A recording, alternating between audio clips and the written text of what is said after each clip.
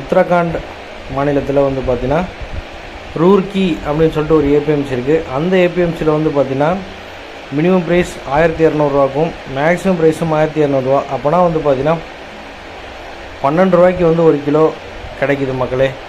ஓகேங்களா. அடுத்தது வந்து ஹரியானா மாநிலத்தில் வந்து பார்த்திங்கன்னா சிர்சா அப்படின்னு சொல்லிட்டு ஒரு ஏபிஎம்சி இருக்குது. அந்த ஏபிஎம்சியில் வந்து பார்த்திங்கன்னா 1700 மினிமம் ப்ரைஸும் மேக்ஸிமம் ப்ரைஸ் 1700. அப்போ 17 ரூபாய்க்கு 1 கிலோ கிடைக்கிது மக்களே. சரிங்களா.